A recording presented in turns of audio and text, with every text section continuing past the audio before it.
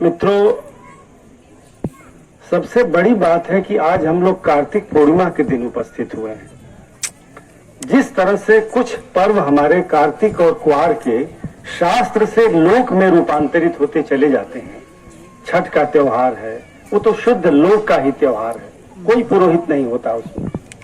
दीपावली जिस तरह से एक लोकजन्य पर्व है, वैसे ही कार्तिक पूर्णिमा अब लोक पर्व होता जा रहा है। अगर हम आ रहे थे तो देखा हमने पकौड़ी, चुटही जलेबी, गुब्बारे, यानी यह एक ऐसी लोकात्मकता है जिसमें गहरी फेस्टिविटी यानी उत्सव धर्मिता है।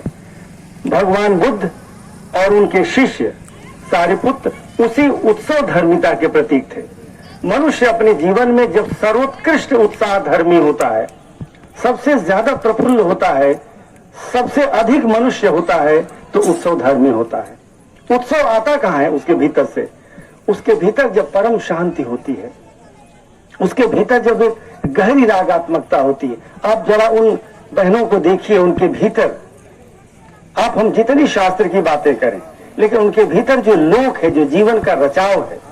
सबसे बड़ी बात है कि आज हमने पेड़ लगाए। पेड़ हमारी उस पारिस्थितिकी को प्रतीक रूप देते हैं जो हमारे जीवन से विलुप्त होता जा रहा है। हिंसा में पूरा विश्व घनीभूत होता जा रहा है।